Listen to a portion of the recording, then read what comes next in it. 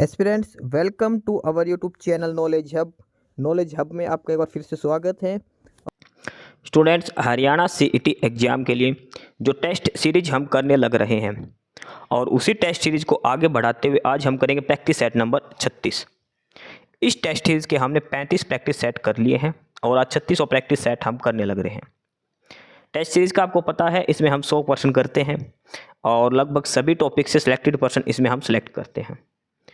जो practice series है, जो टेस्ट सीरीज है, प्रैक्टिस सेट है, ये तैयार किया गया है HSSC के पैटर्न पर। जो पर्सन HSSC पूछेगी सीईटी के एग्जाम में, उसी पैटर्न पर ये प्रैक्टिस सेट तैयार किया गया है। यानी कि इसमें कौन कौन से सब्जेक्ट हैं, यानी कि किस किस सब्जेक्ट के टॉपिक हैं, इसमें कौन क्वेश्चन आएंगे, जीके के क्वेश्चन आएंगे, कंप्यूटर के क्वेश्चन आएंगे। जीके वाले क्वेश्चन के अंदर ही कंप्यूटर क्वेश्चन मिक्स है। इसके अलावा फिर अलग से हरियाणा जीके के प्रश्न होंगे, इंग्लिश के होंगे, हिंदी के होंगे, मैथमेटिक्स और रीजनिंग के। ये सारे टॉपिक हैं, ये सारे सब्जेक्ट हैं जिनसे ये पर्सन सिलेक्ट करके 100% तैयार किए गए हैं, प्रैक्टिस सेट तैयार किया गया है। और टॉपिक वाइज सारे पर्सन दिए जाएंगे अलग अलग सब्जेक्ट के हिसाब से। 1 बाय 1 सारे पर्सन हम देखने वाले हैं इसमें। ठीक है, हर पर्सन का डिटेल में एक्सप्लेनेशन के साथ आपको सॉल्यूशन बताया जाएगा। ये टेस्ट सीरीज जो है हम करने लग रहे हैं, ये आर्यभट्ट एकेडमी द्वारा दी गई है, आर्यभट्ट एकेडमी द्वारा तैयार की गई है। और ये आर्यभट्ट एकेडमी के हेल्पलाइन नंबर है, आप यहाँ पे कांटेक्ट कर सकते हैं। कोर्स वगैरह की डिटेल आपको चाहिए तो आप यहाँ पे पूछ सकते हैं। तो हरियाणा सीईटी के प्रैक्टिस सेट जो करने लग रहे हैं 36 नंबर का, और इस क्लास की PDF अगर आपको चाहिए तो डिस्क्रिप्शन बॉक्स में टेलीग्राम चैनल का लिंक है, नॉलेज हब के नाम से टेलीग्राम चैनल है, आप ज्वाइन करो, वहाँ पर आपको PDF मिलेगी।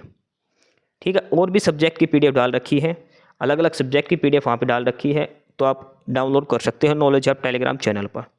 और जो पहली बार क्लास देख रहा है वो यूट्यूब पर नॉलेज हब को सब्सक्राइब जरूर कर ले, अपने फ्रेंड वगैरह के साथ शेयर जरूर कर ले जो हरियाणा सीईटी की तैयारी कर रहा है। ठीक है, तो चलिए प्रैक्टिस सेट नंबर 36 हम शुरू करते हैं। 1 बाय 1 सारे पर्सन इसमें हम देखने वाले हैं। तो पहला पर्सन है और ये पहला टॉपिक है जीके का। जीके के पर्सन आएंगे कुछ, उसके बाद हरियाणा जीके आएगी। तो पहला पर्सन दिया है कि प्राचीन संस्कृत ग्रंथों में प्राप्य यवन प्रिय शब्द का द्योतक क्या है। यानी कि एक शब्द है यवन प्रिय। तो यवन प्रिय जो शब्द है वो किसके लिए प्रयोग किया जाता था संस्कृत ग्रंथों के अंदर। एक प्रकार का उत्कृष्ट भारतीय मलमल, हाथी का दांत, नृत्य के लिए यवन राज्यसभा में भेजे जाने वाली नर्तिकाओं का, या फिर काली मिर्च का। ये जो पर्सन है, एक बार UPSC के अंदर पूछा गया था ये पर्सन, यवन प्रिय शब्द, और ये प्रयोग किया जाता था काली मिर्च के लिए। यवन प्रिय जो शब्द है जो प्राचीन संस्कृत ग्रंथों में हमने पढ़ा है, तो ये प्रयोग किया जाता था काली मिर्च के लिए। ऑप्शन डी इसका उत्तर हो जाएगा। ऐसा आंसर है जो सोच भी नहीं सकते। कोई ऑप्शन A लगाता, कोई B लगाता, कोई C, D तो बहुत कम लगाते, लेकिन इसका उत्तर आएगा ऑप्शन D। काली मिर्च के लिए यवन प्रिय शब्द का प्रयोग किया जाता था। अगला है प्रश्न नंबर 2, और इसमें दिया है निम्नलिखित में से दिल्ली का कौन पहला सुल्तान था जिसने होली के उत्सव में भाग लिया। यानी कि ऐसा कौन सा सुल्तान है, ये सारे मुस्लिम सुल्तान है लेकिन हिंदू फेस्टिवल था होली। होली फेस्टिवल में किस सुल्तान ने भाग लिया था। अलाउद्दीन खिलजी, मुबारक शाह खिलजी, मोहम्मद बिन तुगलक और फिरोज शाह तुगलक। तो इस प्रश्न के जो है दोनों ही उत्तर है। पहला तो रहेगा मोहम्मद बिन तुगलक। अगर आपको दोनों ऑप्शन में मिले ना, फिरोज शाह तुगलक और मोहम्मद बिन तुगलक, दोनों ही सही हैं, लेकिन इसका जो करेक्ट आंसर है वो है मोहम्मद बिन तुगलक। पहले तो अगर ऑप्शन में मोहम्मद बिन तुगलक नहीं मिले तो फिरोज शाह तुगलक आप लगाना। ऑप्शन C और ऑप्शन D दोनों ही सही हैं, लेकिन जहाँ तक दोनों ही ऑप्शन में आ जाए पेपर के, तो ऑप्शन C आपको उत्तर लगाना है मोहम्मद बिन तुगलक के लिए। ठीक है, मोहम्मद बिन तुगलक का कार्यकाल कितना था, 1325 से लेकर 1351 तक। ठीक है, ये सारा काम था इसका। और फिरोज शाह तुगलक का कब था, 1351 से लेकर 88 तक का। तो ये सारी चीज़ आपको ध्यान रखनी है। तुगलक वंश की स्थापना किसने करी थी, गयासुद्दीन तुगलक ने। कब करी थी, 1320 में। तुगलक डायनेस्टी जो तुगलक वंश आया था 1320 में आया था। ठीक है, गुलाम पहले गुलाम वंश आया था, फिर खिलजी, उसके बाद तुगलक वंश आया था। तो तुगलक वंश की स्थापना करी थी गयासुद्दीन तुगलक ने 1320 में। 1325 में मोहम्मद बिन तुगलक आया था, 1325 से 1351 तक, और 1351 से 1388 तक फिरोज शाह तुगलक आया था। तो इस प्रश्न का उत्तर हो जाएगा मोहम्मद बिन तुगलक और फिरोज शाह तुगलक, दोनों आपको नाम याद रखने हैं। अगला है प्रश्न नंबर 3, 19वीं शताब्दी में मोपाला जो किसानों का विद्रोह था वो किसकी निरंकुशता के विरुद्ध विद्रोह किया गया था। देखो, ये मोपला जो विद्रोह हुआ था, जो किसान आंदोलन हुआ, किसान विद्रोह हुआ था मोपला जगह पर, और ये कहाँ पर है, ये है केरल के अंदर। कहाँ हुआ था, केरल के अंदर। तो किसके विरुद्ध विद्रोह था ये? मुस्लिम शासकों के विरुद्ध, हिंदू जमींदारों के विरुद्ध, ब्रिटिश शासकों के विरुद्ध, या फिर हैदराबाद के निजाम के विरुद्ध? तो ये जो विद्रोह किया गया था, ये किया गया था मुस्लिम समुदाय के द्वारा। पहली बात तो ध्यान रखना, मुस्लिम समुदाय के जो किसान थे उनके द्वारा ये विद्रोह किया गया था, और हिंदू जो जमींदार थे उनके विरुद्ध ये विद्रोह किया गया था। हिंदू जमींदार और प्लस में जो ब्रिटिश शासक थे उनके विरुद्ध। 1921 में मोपला विद्रोह हुआ था। 1921 में मोपला विद्रोह, मोपला कहाँ पर, केरल में। मुस्लिम्स कम्युनिटी ने यह विद्रोह किया था और हिंदू जमींदारों के विरुद्ध यह विद्रोह किया था। ठीक है, ऑप्शन सी इसका करेक्ट आंसर हो जाएगा। और कुछ हद तक ब्रिटिश भी इसके जिम्मेदार थे, लेकिन इसका करेक्ट आंसर आएगा हिंदू जमींदार। अगर हिंदू ऑप्शन में ना मिले तब आप ब्रिटिश शासक इसका ऑप्शन लगा सकते हो। ठीक है, अगला है प्रश्न नंबर 4। मौलिक अधिकारों का संरक्षक कौन है? जो हमारे संविधान में हमारे मौलिक अधिकार जो दिए गए हैं उनका संरक्षण कौन करता है? सुप्रीम कोर्ट, पार्लियामेंट, राष्ट्रपति, या फिर प्रधानमंत्री? मौलिक अधिकारों का जो संरक्षक है वो किसे कहा जाता है? सुप्रीम कोर्ट को। मौलिक अधिकारों का संरक्षक किसे कहा जाता है? सुप्रीम कोर्ट ऑफ इंडिया को कहा जाता है। ऑप्शन ए इसका उत्तर हो जाएगा। प्रश्न नंबर 4 का ऑप्शन ए उत्तर हो जाएगा। अगला है प्रश्न नंबर 5, और इसमें दिया है the Indian standard time meridian does not pass through. जो भारतीय मानक समय रेखा है वो किस राज्य से नहीं होकर गुजरती? किस एक राज्य से नहीं होकर गुजरती? आंध्र प्रदेश, महाराष्ट्र, छत्तीसगढ़, या फिर उत्तर प्रदेश से? तो वो जो रेखा होकर गुजरती है, पहले तो ये देख लो किस किस राज्य से होकर गुजरती है, वो याद करना जरूरी है। किस किस राज्य से होकर गुजरती है? वो उत्तर प्रदेश से होकर गुजरती है, छत्तीसगढ़ से होकर गुजरती है, आंध्र प्रदेश से होकर गुजरती है, इसके अलावा उड़ीसा से गुजरती है वो राज्य। ठीक है, और एक गुजरती है मध्य प्रदेश से। जो इंडियन स्टैंडर्ड टाइम की जो लाइन है, भारतीय मानक रेखा की जो लाइन है, वो 5 राज्यों से होकर गुजरती है। आंध्र प्रदेश, मध्य प्रदेश, उत्तर प्रदेश, इसके अलावा उड़ीसा और छत्तीसगढ़। इन 5 राज्यों से होकर ये गुजरती है। तो इसमें पूछा किस राज्य से होकर नहीं गुजरती, तो क्या उत्तर हो जाएगा इसका? महाराष्ट्र से होकर नहीं गुजरती। ठीक है, किससे नहीं गुजरती? महाराष्ट्र से होकर नहीं गुजरती, ये ध्यान रखना है। अच्छा, कहाँ से पास होती है वो? उत्तर प्रदेश के अंदर हैदराबाद है, हैदराबाद में नैनी नामक जगह से। ठीक है, नैनी नामक जगह से होकर गुजरती है, और उत्तर प्रदेश के अंदर नैनी की जगह से, हैदराबाद, सॉरी गलत बोल दिया वो। अगला है प्रश्न नंबर 6। महाभारत काल में महानदी का क्या नाम था? जो महानदी है उसका महाभारत काल में क्या नाम था? कावेरी, ताप्ती, या फिर ऑप्शन सी दिया है महानंदा, या ऑप्शन डी गंगा? महानदी का क्या नाम था? कावेरी, ताप्ती, महानंदा, या फिर गंगा? तो वो जो नदी है जिसका महानदी का जो नाम था महाभारत काल में, वो था महानंदा। क्या नाम था? महानंदा नाम था। आंसर की में इसका उत्तर गलत दिया है, आप ये ध्यान रखना। इसका उत्तर ऑप्शन सी आएगा, महानंदा। ठीक है, इसके अलग अलग नाम रहे हैं। एक नाम इसका कलयुग में रहा महाश्वेता, कलयुग में इसको महाश्वेता किया है।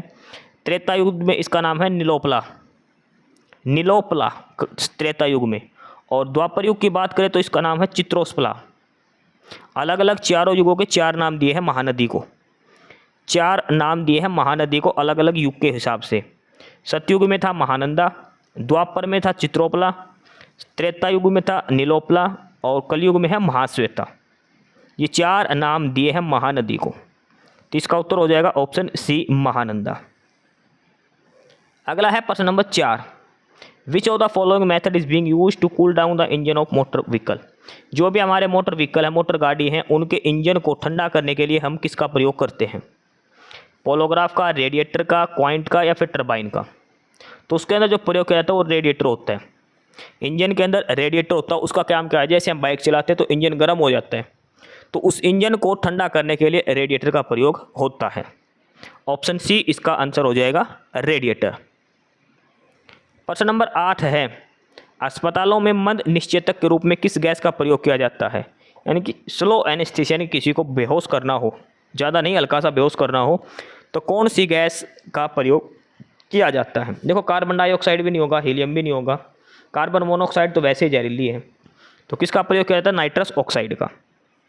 नाइट्रस ऑक्साइड का प्रयोग किया जाता है स्लो एनेस्थीसिया के रूप में। नाइट्रस ऑक्साइड, इसका फार्मूला क्या होता है? इसका होता है केमिकल फार्मूला N2O। अब जिस बच्चे ने पहले पढ़ रखी है उसको मैं बताता हूँ N2O क्या होती है। इसको लाफिंग गैस भी बोलते हैं। क्या बोलते हैं इसको? लाफिंग गैस इसको कहा जाता है, नाइट्रस ऑक्साइड को। इसको सूंघते ही इंसान हंसता रहता है बेवजह, लाफिंग गैस कहा जाता है। इसी को हम स्लो एनेस्थीसिया के रूप में प्रयोग करते हैं, ध्यान रखना। लाफिंग गैस जो है नाइट्रस ऑक्साइड, उसी को प्रयोग करते हैं। तो ध्यान से करना इस प्रश्न को, ठीक है। नाइट्रस ऑक्साइड ये सोच के मत कर लेना कि ये तो लाफिंग गैस है, इससे तो बेहोश नहीं होगा, लेकिन गलत है। नाइट्रस ऑक्साइड ही इसका उत्तर होगा। इसको हम स्लो एनेस्थीसिया के रूप में प्रयोग करते हैं। तो प्रश्न नंबर 8 का ऑप्शन डी आंसर हो जाएगा नाइट्रस ऑक्साइड।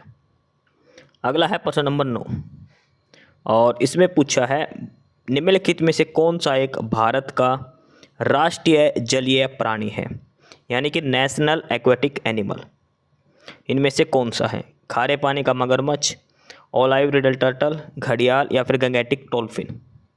तो भारत का जो राष्ट्रीय जलीय प्राणी है वो है गंगेटिक डॉल्फिन, गंगा की डॉल्फिन, ठीक है। ऑप्शन सी इसका आंसर हो जाएगा, गंगेटिक डॉल्फिन आएगा। अगला है क्वेश्चन नंबर 10, प्रश्न नंबर 10, और इसमें पूछा है कौन सा क्लोरोफिल का घटक नहीं है। विच of the following is not a component of chlorophyll. तो क्लोरोफिल वो है जो जिसकी वजह से पौधों का जो पत्ते होते हैं उनका रंग हरा होता है। पेड़ पौधे जो प्रकाश संश्लेषण की जो फोटोसिंथेसिस की जो प्रक्रिया होती है वो सारा क्लोरोफिल होता है उसमें, ठीक है, क्लोरोफिल बनता है। तो ये बताया था कि क्लोरोफिल के अंदर क्या नहीं पाया जाता इनमें से? कैल्शियम, मैग्नीशियम, कार्बन और हाइड्रोजन। तो जो क्लोरोफिल जो होता है ये किससे बनता है? कार्बन से, हाइड्रोजन से और मैग्नीशियम इसके अंदर पाया जाता है। कैल्शियम जो है इसमें वो नहीं पाया जाता। तो प्रश्न नंबर 10 और इसका जो आंसर हो जाएगा not a component of chlorophyll, और वो आ जाएगा कैल्शियम, ठीक है। ऑप्शन ए इसका आंसर हो जाएगा प्रश्न नंबर 10 का। अगला है प्रश्न नंबर 11, अश्वनी वैष्णव ने भारत के 500वें सामुदायिक रेडियो स्टेशन, उसका नाम था अपना रेडियो 90 FM का उद्घाटन कहाँ किया? यानी कि एक रेडियो स्टेशन नया है, अपना रेडियो 90.0 FM, जैसे 93.5 रेडियो मिर्ची 94.3, इस हिसाब से इसने पूछा कि अपना रेडियो 90 इसका उद्घाटन कहाँ पर करा है? आइजोल में, मुंबई में, नई दिल्ली में, चेन्नई में। पहली बात तो किसने करा था? अश्वनी वैष्णव ने करा था। और ये कहाँ पे किया था? ये किया था आइजोल। आइजोल किसकी राजधानी है? मिजोरम की। आइजोल किसकी राजधानी है? मिजोरम की राजधानी है आइजोल, वहाँ पर किया था इसका उद्घाटन। अगला है प्रश्न नंबर 12, शास्त्रीय नृत्यांगना यामिनी कृष्णामूर्ति का 83 वर्ष की आयु में निधन हो गया। यामिनी कृष्णामूर्ति किस शास्त्रीय नृत्य शैली में निपुणता के लिए जानी जाती है? देखो, अगर शास्त्रीय संगीत से, क्लासिकल डांसर से प्रश्न आता है तो यामिनी कृष्णामूर्ति जी का रोल बहुत महत्वपूर्ण है। इनसे संबंधित प्रश्न जरूर बनेगा। पहली बात तो ये ऐसे कुछ सिलेक्टेड सिंगर्स में से, डांसर्स में है जो एक साथ मल्टीपल डांस करते थे। यानी कि कौन कौन से डांस की फॉर्म करती थी? भरतनाट्यम, कुचिपुड़ी और ओडिसी। यामिनी कृष्णमूर्ति जो है वो 3 प्रकार के नृत्य करती थी, भरतनाट्यम, कुचिपुड़ी और ओडिसी का। ये ध्यान रखना आपको। इनका जन्म कब हुआ था? यामिनी कृष्णमूर्ति का जन्म हुआ था 20 दिसंबर 1940 को। 20 दिसंबर 1940 को इनका जन्म हुआ था। मृत्यु कब हुई थी? 3 अगस्त 2024 को। यामिनी कृष्णमूर्ति भरतनाट्यम, कुचिपुड़ी और ओडिसी तीनों डांस करती थी। 20 दिसंबर 1940 को जन्म हुआ था और 3 अगस्त 2024 को इनकी मृत्यु हुई थी यामिनी कृष्णमूर्ति की। अब इनको अलग अलग अवार्ड मिला है, अलग अलग अवार्ड मिले हैं इनको। जैसे सबसे पहले बात करते हैं पद्मश्री की। पद्मश्री कब मिला था? 1968 में। अगला है पद्म भूषण। पद्म भूषण कब मिला था? 2001 के अंदर। और पद्म विभूषण की बात करें तो पद्म विभूषण मिला था इनको 2016 के अंदर। ये 3 अवार्ड महत्वपूर्ण है, पद्मश्री 1968, पद्म भूषण 2001 और पद्म विभूषण 2016 के अंदर इनको दिया गया था।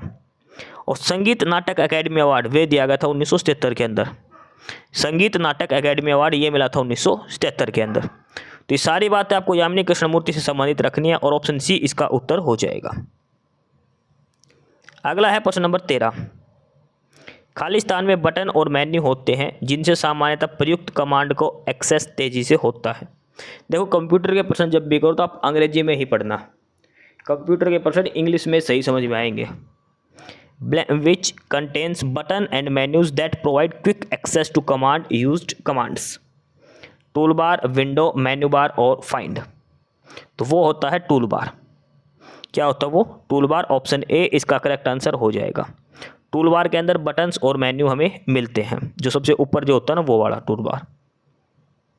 अगला है क्वेश्चन नंबर 14, 14 नंबर प्रश्न है, to delete an embedded chart select it by clicking it and press the blank की।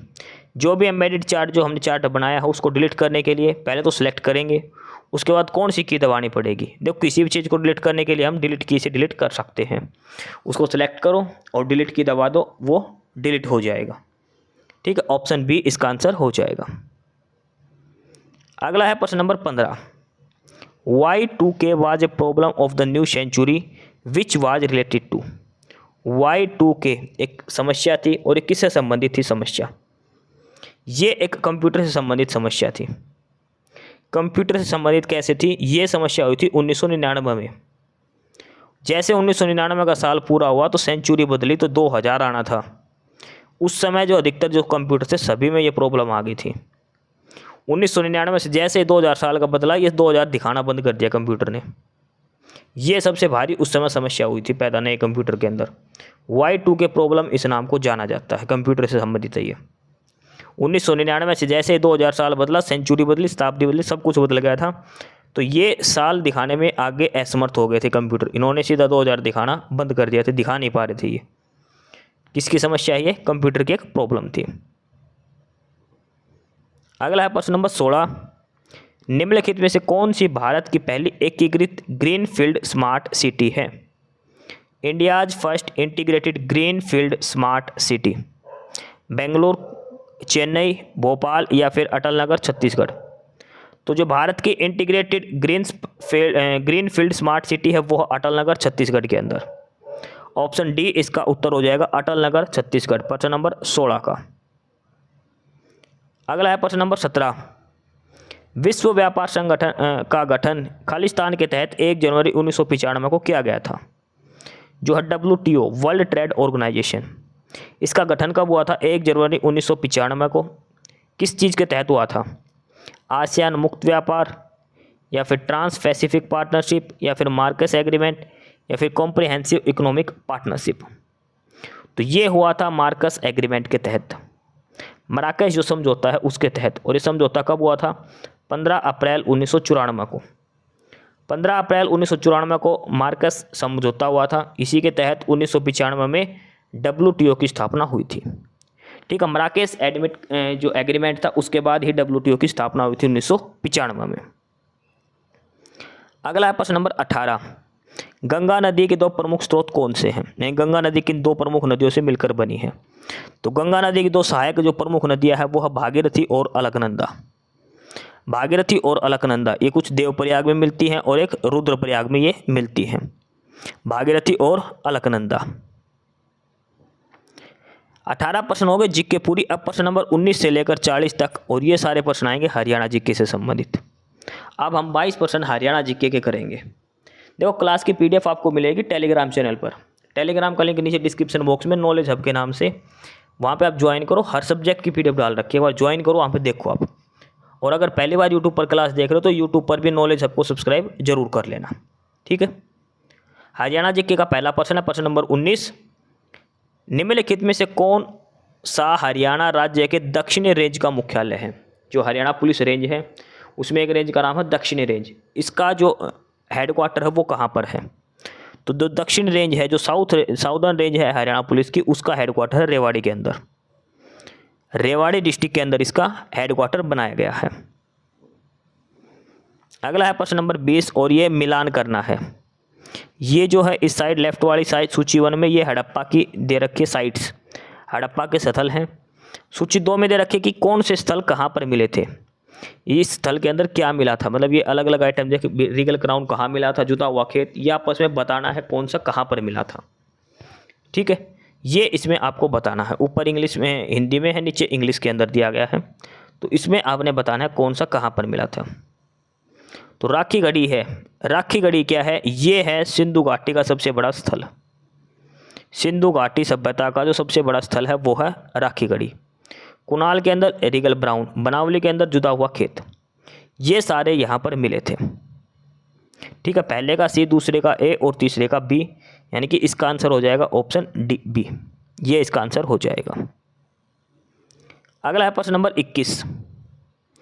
वह कौन सा खनिज ऐसा है जो सिर्फ भारत के भिवानी जिले के कल्याणा गांव में है?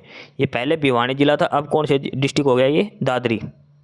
दादरी जिले के कल्याणा गांव में कौन सा पत्थर मिलता है? स्लेट का पत्थर, प्रकम्पी पत्थर, रेत या फिर क्वार्ट्स? तो कल्याणा गांव के अंदर जो मिलता है वो मिलता है प्रकम्पी पत्थर, ट्रेम्बलिंग, या फिर इसको बोलते हैं सैंड स्टोन। सैंड स्टोन भी ये बोला जाता है। ठीक है, ऑप्शन सी इसका उत्तर हो जाएगा प्रश्न नंबर 21 का। अगला प्रश्न नंबर 22। ओम प्रकाश चौटाला ने हरियाणा के मुख्यमंत्री के रूप में कब काम किया? ओम प्रकाश चौटाला ने हरियाणा के मुख्यमंत्री के रूप में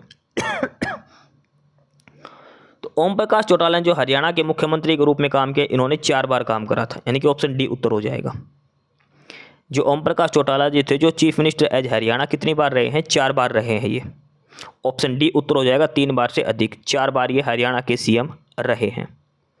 ठीक है, 4 बार ये हरियाणा के सीएम रहे हैं। पहले तो था ये सिर्फ मात्र 18 दिन के लिए बने थे, 22 मार्च 1991 से लेकर 6 अप्रैल 1991 तक।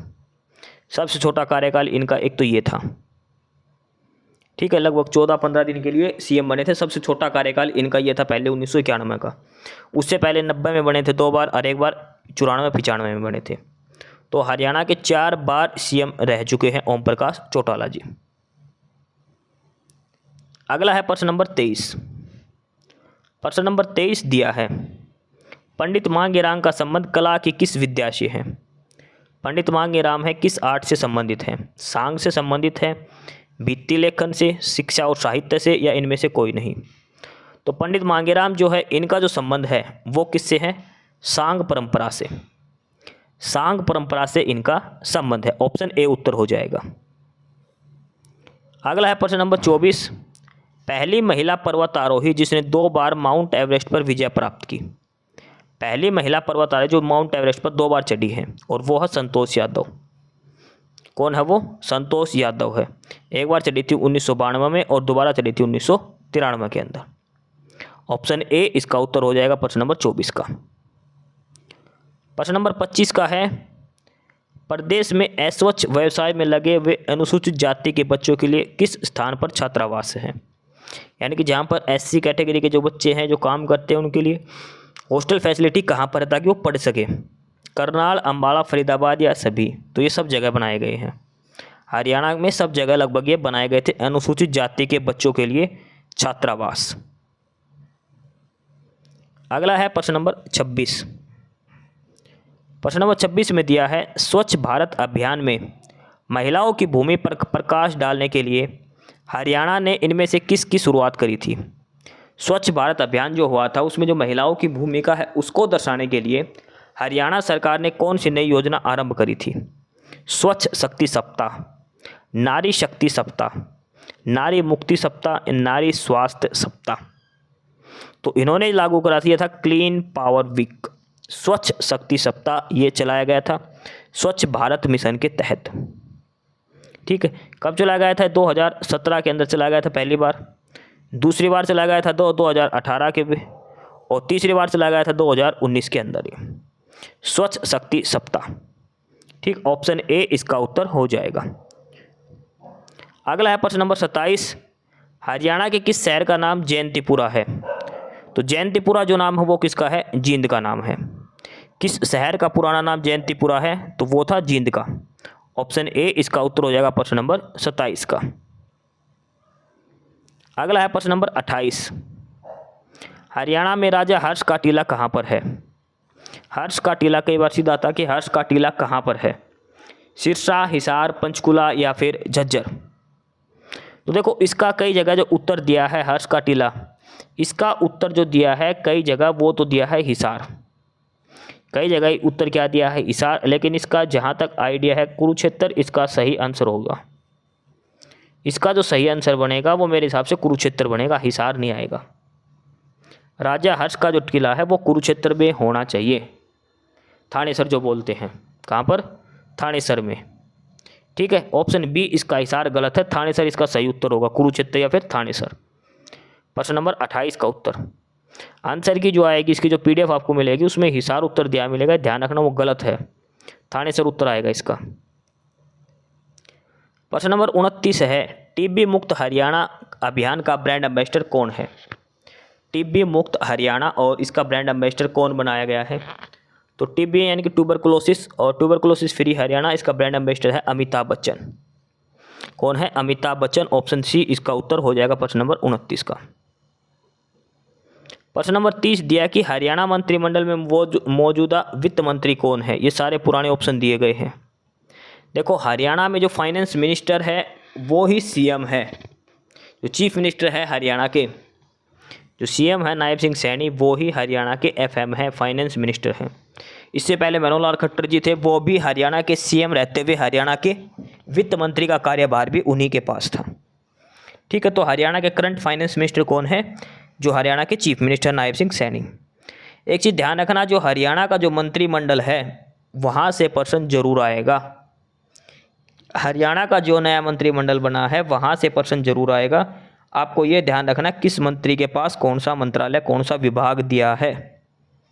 मोस्ट इंपॉर्टेंट है, हरियाणा का मंत्रिमंडल का पेपर में पर्सन जरूर बनेगा, जरूर बनेगा, चाहे लिखवा के ले लो, 1001% पेपर में आएगा ये पर्सन, ध्यान से करना है आपको। अगला है प्रश्न नंबर 31, हरियाणा साहित्य के प्रसिद्ध लोकगीत कौन से हैं? हरियाणा साहित्य के प्रसिद्ध लोकगीत, सांग, कालबेलिया, आंग या फिर रागिनी। तो हरियाणा के जो लोकगीत की बात हुई, देखो लोकगीत, और वो आएगा रागिनी। लोकगीत क्या है? रागिनी। अगला है प्रश्न नंबर 32।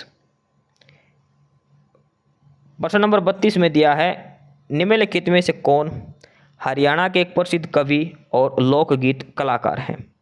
फेमस पोइट और लोकगीत कलाकार हैं, दयाचंद मायना, हेमराज निर्मल, बाबू बाल मुकुंद या मोहन चोपड़ा। तो इसका जो सही उत्तर हो जाएगा वो हो जाएगा दयाचंद मायना। दयाचंद मायना है जो हरियाणा के एक प्रसिद्ध कवि और लोकगीत कलाकार हैं। ऑप्शन ए उत्तर हो जाएगा प्रश्न नंबर 32 का। प्रश्न नंबर 33 है, हरियाणा की राजधानी क्या है? तो हरियाणा की राजधानी है चंडीगढ़। कब बनी थी ये? 1 नवंबर 1966 को। ठीक है, इससे पहले चंडीगढ़ किसकी राजधानी थी? पंजाब की। उससे पहले हिमाचल प्रदेश में इसमें ही शामिल था। तो ऑप्शन बी उत्तर हो जाएगा चंडीगढ़। अगला है प्रश्न नंबर 34, औद्योगिक नगरी उद्योग विहार कहाँ पर है? उद्योग विहार जो है ये किस शहर के अंदर है? तो उद्योग विहार है ये गुड़गांव के अंदर। अगर आपने येलो लाइन मेट्रो पे ट्रैवल किया होगा कभी दिल्ली से गुड़गांव के बीच में, तो वहाँ पर एक मेट्रो स्टेशन भी आता है उद्योग विहार। तो कहाँ पर आता है ये? गुड़गांव डिस्ट्रिक्ट के अंदर आता है ये। प्रश्न नंबर 35 दिया है, अस्सीगढ़ का किला कहाँ पर है? अस्सीगढ़ का किला कहाँ पर? ये हाशी के अंदर है, थॉमस ने बनवाया था। ठीक है, थॉमस का नाम याद रखना, अस्सीगढ़ के किले से संबंधित है, और यह है हाशी के अंदर। प्रश्न नंबर 36 दिया है, ट्रेन की आवृत्ति के मामले में खालिस्तान हरियाणा का सबसे व्यस्त भारतीय रेलवे स्टेशन है। यानी कि सबसे ज़्यादा ट्रेन किस स्टेशन के ऊपर आती है? जैसे एक ट्रेन आई, एक गई, एक प्लेटफॉर्म खाली हुआ, दूसरी आ गई, इतने में ऐसे। तो ट्रेन की आवृत्ति के मामले में हरियाणा का सबसे व्यस्ततम भारतीय रेलवे स्टेशन कौन सा है? अम्बाड़ा कैंट, चंडी मंदिर, बहादुरगढ़ या फिर भिवानी। तो हरियाणा का सबसे बिजी जो रेलवे स्टेशन है वो Ambala cantt railway station. Ambala cantt railway station, ये जो ट्रेनों के आने जाने की बात हो रही है उसके हिसाब से, ट्रेन फ्रीक्वेंसी के हिसाब से। वैसे देखें तो सबसे बड़ा रेवाड़ी है, सबसे ज़्यादा लाइन कनेक्ट और रेवाड़ी से कनेक्ट है, लेकिन यहाँ पे बात हो रही है ट्रेन फ्रीक्वेंसी की। ट्रेन सबसे ज़्यादा आती जाती कहाँ पर है? तो वो आती है अम्बाड़ा कैंट में, अम्बाड़ा कैंट। अगला है प्रश्न नंबर 37, हरियाणा के रेवाड़ी रेलवे धरोहर संग्रहालय में विश्व का सबसे पुराना आज भी चालू स्टीम लोकोमोटिव है, इसे क्या कहते हैं? एक जो लोकोमोटिव यानी कि एक इंजन है जो कोयले से चलता है, भाप से चलता है, रेलवे का। ये आपने सुल्तान मूवी देखी थी ना सलमान खान वाली, वो, तो इसको क्या नाम जानते हैं? उसका नाम है फेरिक्विन। फेरिक्विन एक जो है वो है स्टीम लोकोमोटिव इंजन है, रेल इंजन। क्या नाम है इसका? फेरिक्विन। प्रश्न नंबर 38 दिया है, हरियाणा में डॉक्टर अंबेडकर मेधावी छात्र संशोधित योजना उन छात्रों को होती है जो निम्नलिखित कैटेगरी के अंतर्गत आते हैं। यानी कि जो अंबेडकर के नाम से जो छात्रवृत्ति जो स्कॉलरशिप मिलती है वो किस कैटेगरी के कैंडिडेट्स को दी जाती है? पहले है तो केवल SC और ST कैंडिडेट्स को, केवल SC और ST कैंडिडेट्स को। ऑप्शन बी है केवल SC कैंडिडेट्स को। ऑप्शन सी है केवल बैकवर्ड क्लास को, या ऑप्शन डी है अदर शेड्यूल कास्ट और बैकवर्ड क्लास। तो ये मिलता है अनुसूचित जाति और पिछड़ी जातियों को अंबेडकर स्कॉलरशिप मिलती है इनको। अगला है प्रश्न नंबर 39। हरियाणा के किस शहर को धान का कटोरा और हरियाणा का पेरिस कहा जाता है? किस शहर को धान का कटोरा और हरियाणा का पेरिस कहा जाता है? महेंद्रगढ़, सिरसा, भिवानी या करनाल? तो वो कहा जाता है करनाल को। धान का कटोरा और हरियाणा का पेरिस किसे कहा जाता है? ये करनाल डिस्ट्रिक्ट को कहा जाता है। ऑप्शन डी आंसर हो जाएगा। अगला है प्रश्न नंबर 40। 1739 में करनाल में नादिर शाह ने किस मुगल बादशाह को हराया था? नादिर शाह ने किस मुगल बादशाह को हराया था? कब? 1739 में। देखो 1739 की लड़ाई काफ़ी महत्वपूर्ण है हमारे संविधान के हिसाब से। 1739 और इसको क्या बोलते हैं? करनाल का युद्ध। किसको बोलते हैं? इसको करनाल का युद्ध बोलते हैं। किसके बीच में हुआ था? ये नादिर शाह और मोहम्मद शाह रंगीला के बीच में।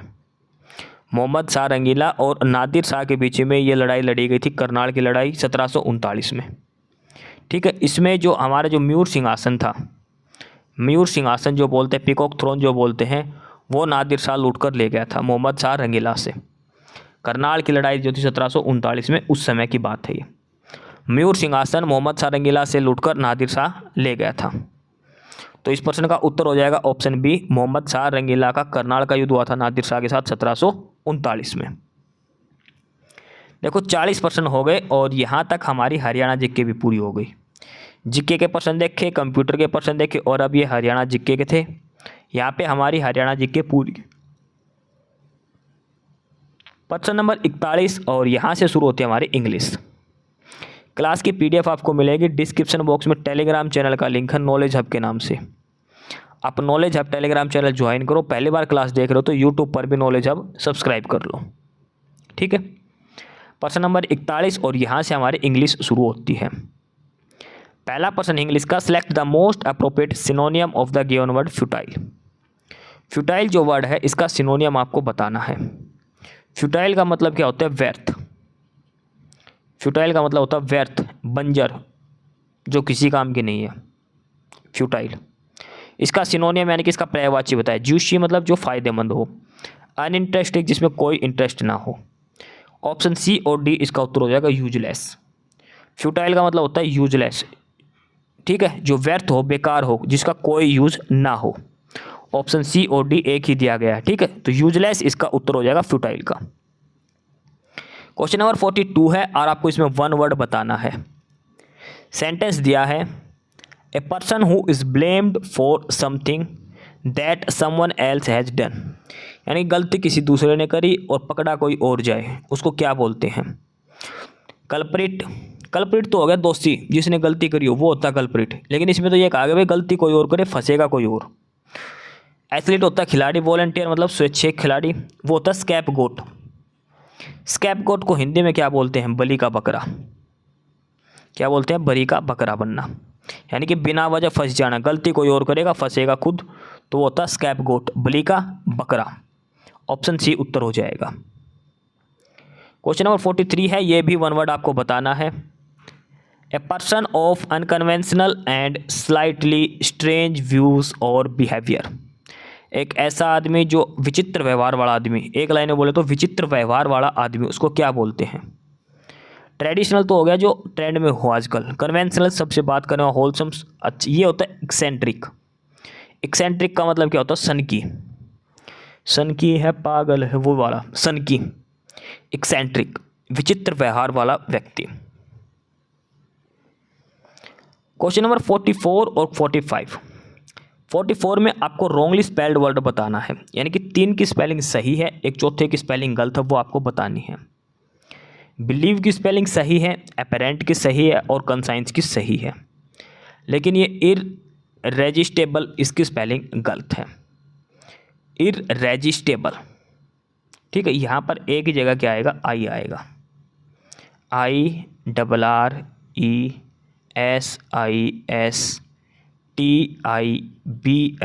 इररेजिस्टेबल, ये आएगा। तो कौन सी स्पेलिंग गलत है, ऑप्शन ए वाली। क्वेश्चन नंबर 45 में भी रॉन्गली स्पेलिंग बतानी है, और वो कौन सी गलत है। देखो इसमें है ना, ये इसका जो ऑप्शन ए है, इसकी जो करेक्ट स्पेलिंग दे रखी है वो यहाँ की ऑप्शन बी पे दे रखी है, ये आएगी इसकी करेक्ट स्पेलिंग, देख लो। अगर आपको उस समय समझ में नहीं आया तो ये इसकी करेक्ट स्पेलिंग आएगी, इस वजह से इसका उत्तर ऑप्शन ए हो गया था। अब क्वेश्चन नंबर 45 में पूछा कौन सी स्पेलिंग गलत है, तो वो गलत है ऑप्शन सी वाली, इंसिडेंटली। इंसिडेंटली के अंदर क्या आएगा, लास्ट में एल वाई की जगह क्या आएगा, डबल एल वाई, ये हो गई इंसिडेंटली की स्पेलिंग। ऑप्शन सी इसका उत्तर हो जाएगा।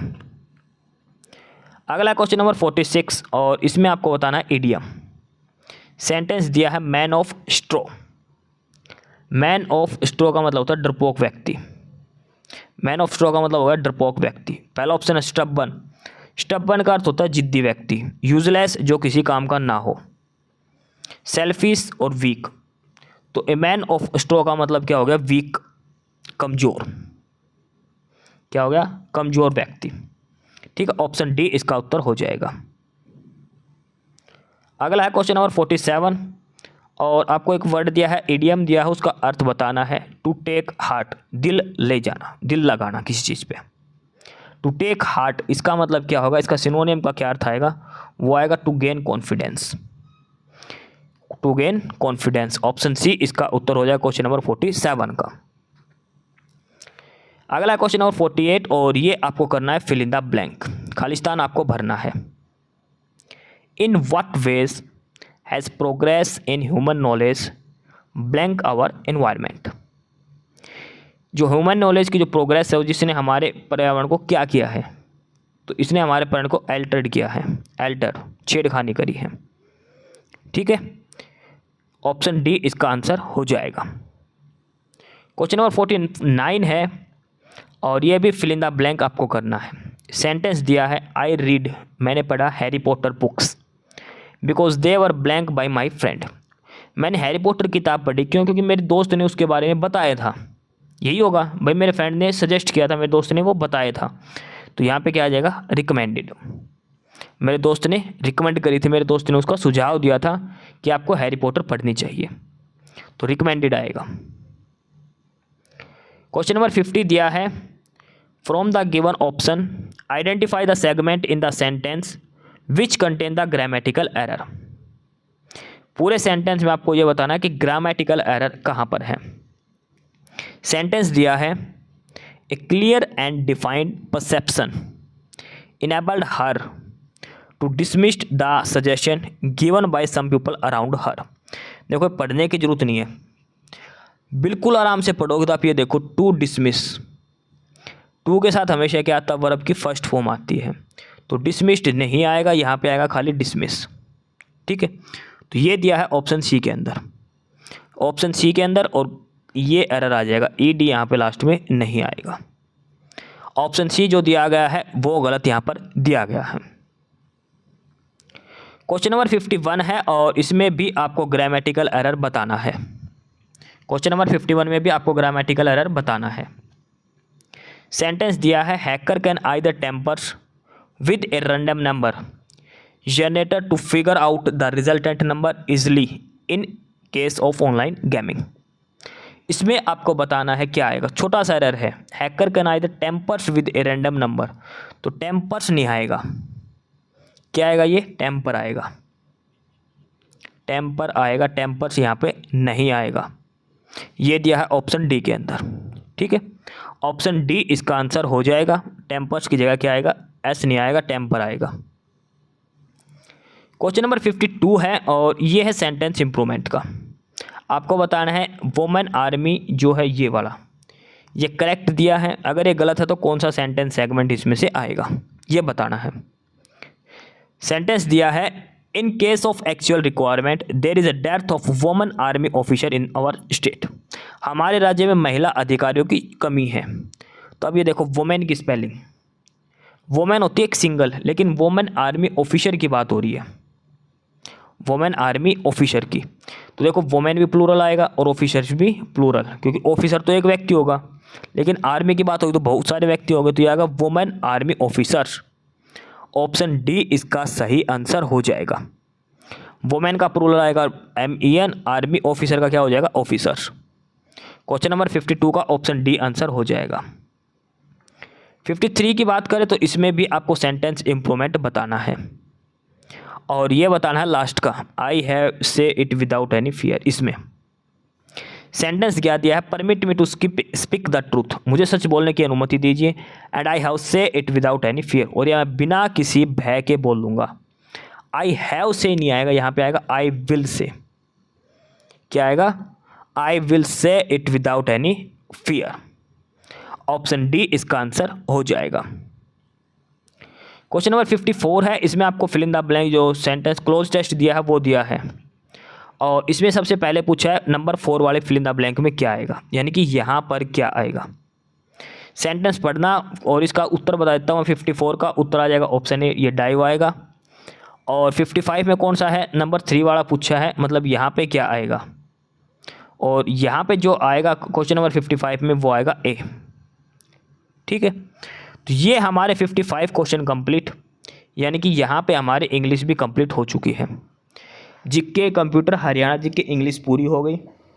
3 टॉपिक बचे हैं, हिंदी, फिर मैथमेटिक्स और उसके बाद रीजनिंग। तो क्वेश्चन नंबर 56 हम शुरू करते हैं, और यहाँ से हमारी हिंदी शुरू होती है।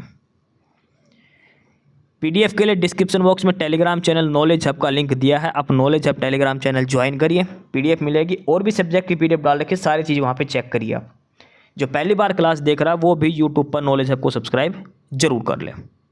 ठीक है, प्रश्न नंबर 56 दिया है, ई, च, छ, ज, झ और ऐ, इनका उच्चारण कहाँ से होता है। ये जो शब्द अक्षर दे रखे हैं इनका उच्चारण आपको बताना है कहाँ से होता है। पहला तो ये लाइन है च वर्ग की पूरी, इसके अलावा ई और ई दिया है, छोटी ई और बड़ी ई। इनका उच्चारण कहाँ से होता है, कंठ से, मूर्धन्य से, तालव्य से और होष्ठ से। च, छ, अब देखो जीभ जो है ऊपर तालू पे लग रही है, तो कहाँ से इनका उच्चारण होता है, तालव्य से। कहाँ से उच्चारण होता है इनका, तालव्य से, तालु से। प्रश्न नंबर 57 दिया है, एक की वर्तनी शुद्ध है, 4 शब्द दे रखे हैं, 4 में से सिर्फ एक ही शब्द शुद्ध लिखा है, वो बताना है। आविष्कार, निशब्द, देवर्षि और जमाता। तो इसमें जो सही लिखा है वो है आविष्कार। आविष्कार जो शब्द है वो बिल्कुल सही लिखा गया है। देवर्षि है ये गलत है, वो होता है देवर्षि, देवर्षि होता है वो, देवार्षि नहीं होता। ठीक है, ये वाद यहाँ पे वह आएगा। जमाता नहीं होता, वो होता है जमाता, जमाता मतलब जमाई। निशब्द वो होता है ऐसे, नी फिर विसर्ग और शब्द, निशब्द ऐसे लिखा जाता है। तो ऑप्शन ए उत्तर हो जाएगा प्रश्न नंबर 57 का। प्रश्न नंबर 58 है, गरीब की सहायता करो, इसमें गरीब शब्द क्या है। गरीबों की सहायता करो, इसमें गरीब शब्द है वो क्या है। गरीब विशेषण है, विशेष्य है, जातिवाचक संज्ञा या फिर भाववाचक संज्ञा।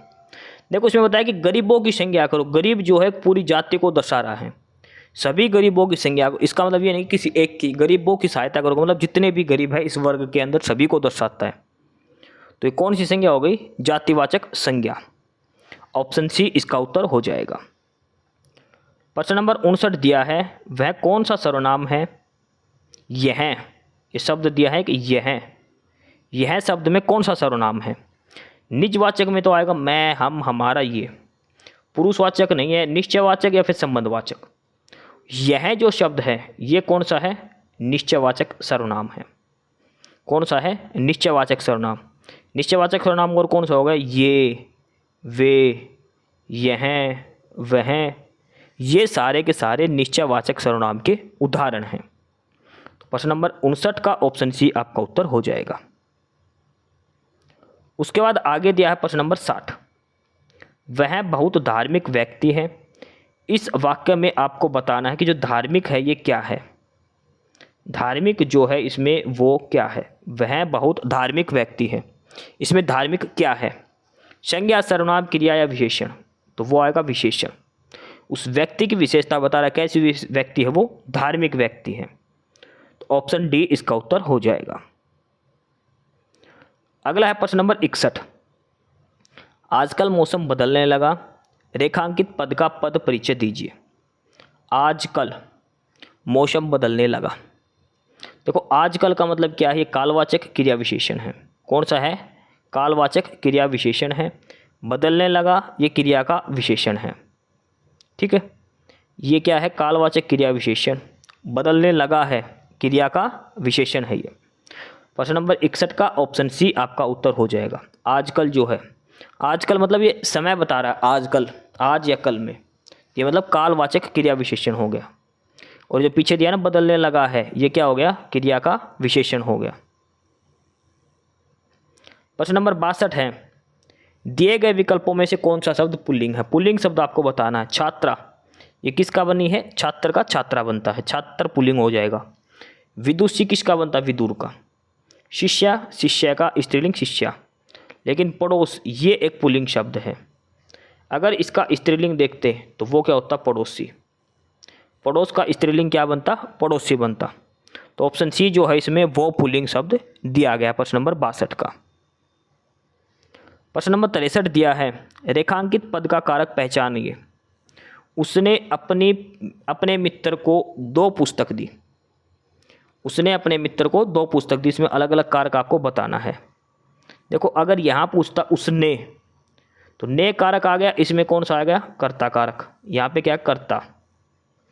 अपने मित्र को दी थी ना, मित्र का को मतलब कर्म, कर्ता का चिन्ह ने, कर्म को, करण से के द्वारा, संप्रदाय के लिए, ठीक है। तो ये आपको इसमें अलग अलग बताना है, अलग अलग कारक इसमें आपको बताना है। प्रश्न नंबर 64 क्या है, कौन सा शब्द तद्भव है। तद्भव शब्द बताना है। आसरा, अट्टालिका, कृपा और चक्र। तद्भव शब्द, इसमें से तद्भव दिया है आसरा। आसरा जो शब्द है वो तद्भव शब्द है, ठीक है। अट्टालिका के क्या बनेगा, अटारी। ये कैसा है, तत्सम है, ठीक है। इसका तद्भव क्या बनेगा, अटारी। चक्र भी एक तत्सम शब्द है। चक्र क्या है, एक तत्सम शब्द है। और इसका जो तद्भव बनेगा वो बनेगा, तद्भव है इसका, तत्सम बनेगा चाक। तत्सम का तद्भव क्या बनेगा, चाक। कृपा, कृपा क्या है, एक तत्सम शब्द है। इसका तद्भव बनाएंगे तो क्या होगा, कृपा, ऐसे लिखा जाएगा, ठीक है। ऑप्शन ए उत्तर हो जाएगा। अगला है प्रश्न नंबर 65। निम्नलिखित शब्दों में से किस किस शब्द में उपसर्ग नहीं है। एक ऐसा शब्द बताओ जिसमें उपसर्ग का प्रयोग नहीं हुआ। जैसे इसमें सुपुत्र, सु प्लस पुत्र, ये हुआ है ना, सु उपसर्ग का प्रयोग। सुकर्म, सु प्लस में कर्म। अधर्म, अ प्लस में धर्म। लेकिन मिलान का संधि विच्छेद हम नहीं कर सकते, तो मिलान मी प्लस लान ऐसा कुछ होगा ही नहीं। तो ऑप्शन ए उत्तर हो जाएगा।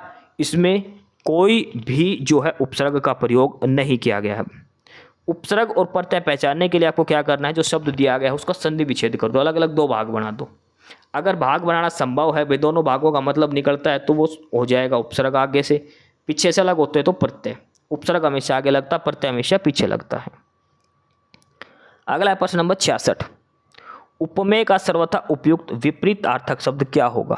उपमेय का विलोम शब्द क्या होगा। उपमेय मतलब क्या होता है, किसी की तुलना दूसरे से करना, किसी एक की तुलना दूसरे से करना, ये होता है उपमेय। उपमेय का विलोम शब्द बताना, एकदम उल्टा बताना, तो वो हो जाएगा अनुपमेय।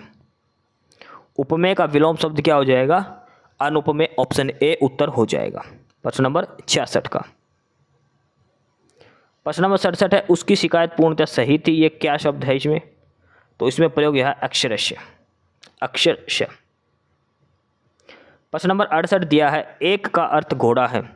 4 ऑप्शन दे रखे, उसमें से किस शब्द का अर्थ जो है घोड़ा बनेगा। किस शब्द का अर्थ जो है घोड़ा बनेगा।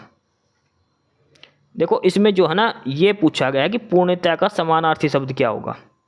उसकी शिकायत पूर्णतः सही, तो पूर्णतः का समानार्थक शब्द बनेगा अक्षरश। क्या बनेगा, समानार्थी शब्द किसका, पूर्णतः का। पूर्णतः का समानार्थी शब्द बनेगा अक्षरश, ठीक है। इसका समानार्थी शब्द है प्रश्न नंबर 67 का ये, ऑप्शन सी वाला। प्रश्न नंबर 68 घोड़ा, घोड़ा होता है अश्व, वाजी है और एक बोलते हैं तुरंग।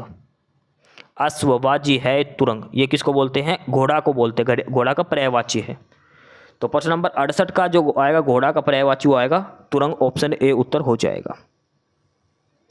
प्रश्न नंबर 69 दिया है मंदिर और मंदिरा, इसका समान युग्म कौन सा है, समान अर्थ वाला? मंदिर का अर्थ क्या हो गया? पूजागर, देवालय। और मंदिरा का क्या अर्थ होता है? अश्वशाला, जहाँ पर घोड़े बांधे जाते हैं। तो इसका हो जाएगा ऑप्शन डी। ठीक है, मंदिर का अर्थ हो गया देवालय और मंदिरा का अर्थ हो गया अश्वशाला। ये आपको ध्यान रखना है। प्रश्न नंबर 69 का ऑप्शन डी उत्तर हो जाएगा। प्रश्न नंबर 70 वह भाई जो अन्य माता से उत्पन्न हुआ क्या कहलाता है? जो अन्य माता से उत्पन्न हुआ वो होता है अन्योदर। जो भाई अन्य माता से उत्पन्न होता है वो क्या कहलाता है? अन्योदर उसको कहा जाता है। अच्छा, सगे भाई बहन को क्या कहते हैं? सगे भाई बहन को उनको कहते हैं सहोदर। सहोदर क्या मतलब क्या हो गया? सगे भाई बहन। ठीक है, सगे भाई बहन इनको बोलते हैं सहोदर। जो अन्य माता से उत्पन्न भाई है वो होता है अन्योदर। अन्योदर का उल्टा होगा सयोदर। ठीक है, एक दे रखा ओरस। ओरस क्या होता है? नाजायज औलाद। ओरस का क्या होता है? नाजायज औलाद होती है ओरस। अन्योदर हो गया जो अन्य माता से उत्पन्न हुआ, और सयोदर हो गया अपने सगे बहन और भाई। ठीक है, तो 70% हो गए और यहाँ तक हमारी हिंदी भी पूरी हो चुकी है। अब प्रश्न नंबर 71 और यहाँ से हमारा गणित शुरू होता है। क्लास की पीडीएफ के लिए आपको डिस्क्रिप्शन बॉक्स में टेलीग्राम चैनल का लिंक मिलेगा नॉलेज हब के नाम से। नॉलेज हब टेलीग्राम चैनल आपको ज्वाइन कर लेना है। ठीक है, पहली बार क्लास देख रहे हो तो यूट्यूब पर भी नॉलेज हब सब्सक्राइब आप कर लो। प्रश्न नंबर 71 गणित का पहला सवाल है जो हम करने वाले हैं। इसमें दिया है दो संख्याओं का गुणनफल 24 है, उनके वर्गों का गुणनफल 52 है, तो उनका योग बताओ। यानी कि x गुणा में y दे दिया 24, वर्गों का योग यानी कि x स्क्वायर जमा y स्क्वायर दे दिया 52। हमें निकालना क्या? उनका जोड़ निकालना, x प्लस वाई निकालना है। सीधा सा सवाल है, क्या करना है? हमने एक फार्मूला पढ़ रखा, x प्लस वाई का स्क्वायर क्या होता है? a प्लस बी का स्क्वायर, a का स्क्वायर जमा b का स्क्वायर जमा 2ab। तो a का स्क्वायर जमा b का स्क्वायर दे दिया 52 जमा 2ab करेंगे तो 24 दूनी 48। 52 और 48 जोड़ेंगे तो कितना आ जाएगा? 100। यानी कि x प्लस वाई का स्क्वायर कितना आ जाएगा? 100। स्क्वायर हटाएंगे तो इधर अनरूट आएगा, तो x प्लस वाई कितना आ जाएगा? 10। तो इसका जो उत्तर आ जाएगा ऑप्शन बी उत्तर हो जाएगा प्रश्न नंबर 71 का। एक संख्या x मान लो, दूसरी y, जो जो डाटा दे रखा वैसे x प्लस वाई का होल स्क्वायर उस फार्मूले में आप पुट कर दो। अगला है प्रश्न नंबर 71। यदि एक संख्या के 5 गुणे में 10 घटाया जाए, वे कोई संख्या दे रखी है और उसके 5 गुणे में से हमने 10 घटाना है। संख्या मान ली हमने x, तो क्या कह रखा है? 5 गुणे में से 10 घटा दिया, किसके बराबर होएगा? उस संख्या के 4 गुणे में 8 जोड़ने के बराबर। संख्या 4x जमा 8, इसके बराबर होगा ये 5x माइनस 4 बराबर 4x प्लस 8। ये 5x, ये 4x इधर आएगा तो क्या बचेगा? x, और ये 10 उधर जाएगा, 10 और 8 18। तो x का मान क्या हो जाएगा? 18। ऑप्शन बी उत्तर हो जाएगा सवाल नंबर 72 का। अगला सवाल नंबर 73 काफ़ी अच्छा सवाल है। इसमें देखो जहाँ जहाँ के ऊपर बार दे रखा है ना उतने नौके लगाने हैं, जिस पे नहीं दे रखा उतने जीरो लगानी है। सबसे पहले इसको बिना पॉइंट के लिखो 1427। अब इसमें से क्या घटाना? जिस पर बार नहीं है ना वो इसमें से घटा दो। 14 पे नहीं है बार, बटे जितनी संख्याओं पर बार है उतने नौके लगाने, जितनी पर नहीं है उतने जीरो लगानी है। ठीक है, जितने पर बार है उतने नौके, जितने पर नहीं है उतनी जीरो लगानी है। लेकिन देखो पॉइंट के बाद वाली संख्या है तो यहाँ पे एक ही जीरो आएगी। पॉइंट के बाद सिर्फ एक ही संख्या के ऊपर जीरो नहीं है, बार नहीं है। अब 1427 में से 14 गए तो कितने बचेगा? 1413 बटे नीचे क्या है? 990। ये जब काटोगे तो 157 बटे 10, ऑप्शन बी उत्तर हो जाएगा इसका 157 बटे 10। अगला है सवाल नंबर 74। इसमें दिया है कि मान लो 500 और 800 के बीच 12, 16 और 18 से विभाजित होने वाली संख्याओं का योग x है, तो x के अंकों का योग बताओ। देखो पहले तो संख्या निकालो, 12, 16 और 18 से कितनी संख्याएं हैं जो भाग होती है, फिर उसका संख्याओं को जोड़ के x आएगा और फिर उन सभी का जोड़ निकालना है। तो 12 और 800 500 और 800 के बीच में पहले संख्या निकालनी है। तो इस चीज़ के लिए सबसे पहले क्या करते हैं, इन तीनों का एलसीएम निकालना पड़ेगा। भाई किसी भी चीज़ के फैक्टर हमें निकालने हैं, 12, 16 और 18 का जो कॉमन फैक्टर वो इनका एलसीएम आएगा। 12, 16 और 18 का एलसीएम क्या आएगा, 144। अब 144 का पाड़ा करते जाओ जो 500 और 800 के बीच में आता है। तो 144 को 4 से गुणा करेंगे तो आएगा 576। 144 को अगर 5 से गुणा करेंगे तो आएगा 720। दो ही संख्याएं ऐसी है जो 500 और 800 के बीच में है। 12, 16, 18 तीनों का मल्टीपल है, वो संख्या है 576 और 720 है। कहाँ से निकाली हमने, इन तीनों का एलसीएम लेके। पहले इन तीनों का एलसीएम ले लो तभी तो कॉमन फैक्टर निकलेगा, वो आएगा 144। अब 144 को भाग करे जाओ और वो संख्या लिखो जो 500 और 800 के बीच में आती है। 144 दूनी 288, फिर 3 गुणा करेंगे, फिर जैसे ही इसका हम 4 गुणा करेंगे तो वो 4 गुणा करते आएगा हमारा 576। 5 गुणा करेंगे तो वो आएगा 720। 6 गुणा करेंगे वो 800 से ज़्यादा चला जाएगा। अब इसने क्या कहा, इन दोनों नंबरों का सम करो पहले तो। 576 प्लस 720, इनका सम आएगा 1296। कितना आएगा इनका सम, 1296। अब इसने कहा है कि जो 1296 संख्या है इसके अंकों का जोड़ बताओ। तो 1296 के अंक जोड़ो, 1 जमा 2 जमा 9 जमा 6, 9, 10, 10 और 8, 18। तो इसके अंकों का जोड़ कितना आ गया, मल्टीपल इस फैक्टर का 18 आएगा। समझ गए। पहले इनका एलसीएम लेना है, एलसीएम आ गया 144। अब 144 से भाग होने वाली संख्या देखो 500 और 800 के बीच में दो ही संख्या आएगी, एक तो 576, दूसरी 720। अगला है सवाल नंबर 75। 25 का 4 माइनस 30 प्लस 2 स्क्वायर जमा 18। पहले ऑफ सोल होएगा, 25 का 4 का मतलब 25 गुणा 4 कितना आएगा, 100 माइनस 30 जमा 2 दूनी 4 और 18 4 32। ठीक है, 100 में 100 माइनस 18 और 4 22 आएगा। 18 और 4 22, 100 में से 30 गया तो 70, 70 जमा 22 करें कितना आएगा, 92। ऑप्शन सी इसका उत्तर हो जाएगा क्वेश्चन नंबर 75 का। अगला है प्रश्न नंबर 76। 25 संख्याओं का औसत शून्य है, उनमें से ज़्यादा कितनी संख्या शून्य से अधिक हो सकती है। देखो इसने ज़्यादा से ज़्यादा पूछा है। अब इसने कहा कि 25 संख्याओं का औसत शून्य है। ध्यान दो एक बार इस चीज़ पे, इसने सिर्फ 25 संख्याओं का कहा, ये नहीं कहा कि लगातार 25 संख्याएं हैं। अगर वो ये शब्द यूज कर देता कि लगातार 25 संख्याएं, तब तो क्या होता, 0, इससे पहले भी माइनस संख्या 12 होती, प्लस की 12 संख्याएं होती। लेकिन उसने कहा कि कोई भी 25 संख्याएं उनका औसत 0 करना है। तो इसका मतलब है जैसे 1 से लेकर 24 तक हमने संख्याएं ले ली सारी पॉजिटिव की, और माइनस में एक संख्या लेंगे जो इनका जोड़ बनेगा। सपोज इनका जोड़ 720 बन गया, तो एक संख्या जो लेंगे 25 नंबर की वो लेंगे माइनस 720। एवरेज क्या आएगा, 0 ही आएगा इनका। इसने वही कहा है कि एवरेज जो 25 नंबर है वो 0 है। तो अधिक से अधिक कितनी संख्या शून्य से अधिक हो सकती है, तो वो कितनी हो सकती है, 24। 0 से ज़्यादा हम 24 की 24 संख्याएं ले सकते हैं, लेकिन 25 संख्या माइनस आपको लेनी ही पड़ेगी, तभी इसका औसत जो है वो 0 आएगा। अगर यहाँ पर लगातार संख्याएं पूछ देता तब कितनी संख्या आती, 12 संख्या आती। ठीक है। अगला सवाल नंबर 73। एक बैग में 1, 3, 5 के अनुपात में 25 पैसे, 10 पैसे और 5 पैसे के सिक्के हैं। यदि सबको मिलाकर 40 रुपये है तो 5 पैसे के सिक्के बताओ। 1, 3 और 5 के अनुपात में है। पहला है 25 पैसे का, दूसरा 10 पैसे का, तीसरा 5 पैसे का। 25 पैसे को 1 को गुणा करें कितना बनेगा, 25 पैसे बनेंगे। 10 को 3 से गुणा करें कितने बनेंगे, 30 पैसे। 5 को 5 से गुणा करें कितने बनेंगे, 25 पैसे। टोटल कितने पैसे हो गए, 80 पैसे हमारे पास। लेकिन दे कितना रखा है, 80 पैसे की वैल्यू कितनी रखी, 40 रुपये। 40 रुपये का मतलब क्या हो गया, 40,000, 400 रुपये। देखो 1 रुपये के अंदर 1 रुपये के अंदर 100 पैसे होते हैं, तो ये हो जाएगा। अब इसमें हमें निकालना है कितना आएगा, 4000 हो जाएगा। ये 4000 को 80 से भाग करेंगे तो कितना आएगा, 1 पैसा किसके बराबर आएगा, 8 5 40, 50 गुणा के 500 गुणा के। इसने पूछा है कि 5 पैसे के सिक्के बताओ। 5 पैसे के सिक्के कितने हैं, 5।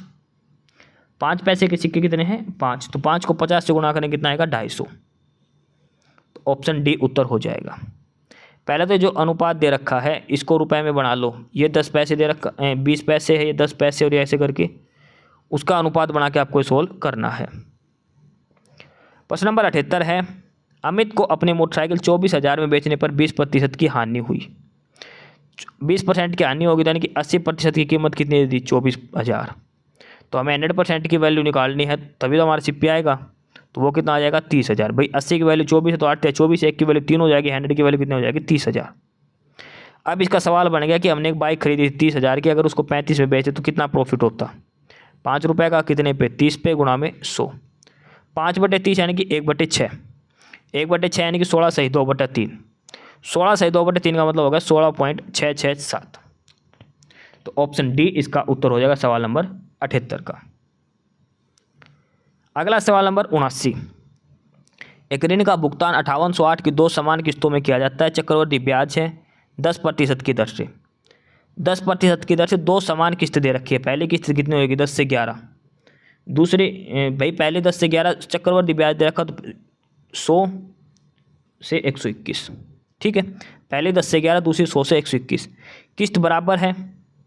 भाई किस्त जो पीछे वाली तो है, अगर देखो चक्रवृद्धि ब्याज की बात है, पहले अगर 10 रुपये दिए थे तो अगले साल होगी 11, लेकिन इसने 2 समान दे रखी है तो अगले साल कितना आएगा, 100 का कितना हो जाएगा, 121। अब इसने किस्त बराबर दे रखी, तो इसको भी 11 से गुणा कर दो, इसको भी 11 से, तो इसको 11 से गुणा करें कितना आएगा, 110। 11 11 121, किस्त बराबर होगी, पैसे कितने हो गए टोटल, ये 210 रुपये। ठीक है, लेकिन किस्त दे रखी है 121 और 121 की वैल्यू दे रखी है 5808। 121 की वैल्यू 5808, कितना गुना दे रखी है इसका, 48 गुना। तो पैसे भी कितने हो जाएंगे, 210 को 48 से गुणा कर दो, 210 को 48 से गुणा कर दो, वो इसका उत्तर हो जाएगा। और प्रश्न नंबर जो 79 है, इसका जो करेक्ट उत्तर हो जाएगा वो आएगा 10,080। ऑप्शन बी उत्तर हो जाएगा। अगला है सवाल नंबर 80। सवाल नंबर 80 में देखिए, एक काम 12 दिन में, बी 10 दिन में करता है, उनको 440 रुपये लिए। ए करता है 12 दिन में, बी करता है 10 दिन में। एलसीएम निकालो पहले इनका, या तो एलसीएम निकाल के टोटल काम निकाल के कर लो। टोटल काम आ जाएगा भाई 60, 60 के हिसाब से बांट दो। या फिर एक तरीका और है, टाइम कितना दे रखा है इनका, पहले वाले को लगते 12 दिन, दूसरे वाले को लगता 10 दिन, TA/TB। ठीक है, यानी कि कितना हो जाएगा, ये हो जाए 6/5। जो टाइम लगाएगा पैसा उतना ही कम मिलेगा। पैसा क्या मिलेगा, 5/6 के हिसाब से। 5/6 के हिसाब से टोटल पैसे कितने हो गए, 11। 11 की वैल्यू कितनी दे रखी है, 440। 11 की वैल्यू कितनी दे रखी है, 440। तो ए को कितना रुपए मिलने थे, ए को कितने मिलते हैं, 5 रुपये। भाई 6/5 तो इनका टोटल टाइम आ गया, तो पैसे कितने मिलेंगे, 5/6, तो ए को कितने मिले, 5 पैसे। तो 11 की वैल्यू है 440, 5 की निकालने, 11 चौक 44, 40 गुना हो गया तो 50 गुना 40, 5 चौक 20 हो जाएगा। ऑप्शन बी उत्तर हो जाएगा। ठीक है, ऑप्शन बी इसका उत्तर हो जाएगा। टाइम का रेशियो निकाल दो, समय का रेशियो जो होता है वो क्षमता के रेशियो के उल्टा होता है। अगला है सवाल नंबर 81। जॉन एक निश्चित दूरी का 2/3 भाग बाइक से करता है और शेष 6 किलोमीटर पैदल चलता है। पूरी यात्रा किसने कितनी दूर की थी। देखो 2/3 भाग चल लिया, तो अब बच गया कितना, 1/3 हिस्सा। 1/30 किसके बराबर है, 6 के। तो टोटल दूरी कितनी हो जाएगी, 1, इसको गुणा करें 6 × 18 के। समझ गए, ऑप्शन बी उत्तर। भाई 1/30 हिस्सा कितना दे दिया, 6 किलोमीटर। तो टोटल 1 निकालना है, तो 1/3 बराबर 6, तो 1 का मान कितना हो जाएगा, 6 गुना में 3, 18। सवाल नंबर 82 जो दे रखा है, चार्ट दे रखा, फ्लो चार्ट आपको पढ़ के आपको ये बताना है। आप पढ़ लेना, आप खुद से सोल्व करके एक बार देख लेना। वैसे इसमें पूछा क्या लास्ट में, सी और डी की परीक्षा में बैठने वाले छात्रों की कुल संख्या ए, बी और ई के फेल होने वाले छात्रों की कुल संख्या से कितना अधिक है। पहले सी और डी के टोटल बच्चे निकाल लो।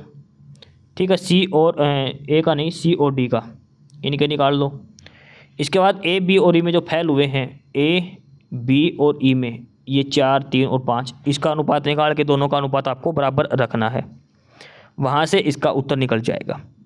और प्रश्न नंबर 82 का जो सही उत्तर होगा वो होगा 30। कितने प्रतिशत आ जाएगा, 30% आ जाएगा लगभग। अगला है प्रश्न नंबर 83। 83 नंबर दे रखा है, मिक्सचर एलिगेशन का है। एक तो 10 किलो का, एक 30 का रेट का, इसको 15 वाले में मिला दिया, तो घटाएंगे तो कितना बचेगा, इधर बचेगा 15, इधर बचेगा 5, 5 या 15, 3:1 के अंदर। ऑप्शन ए उत्तर हो जाएगा। अगला सवाल नंबर 84। प्रत्येक माह कृतिका अपने आय का 30% घर के किराए पर खर्ची है, शेष का 60% घर के खर्च पर।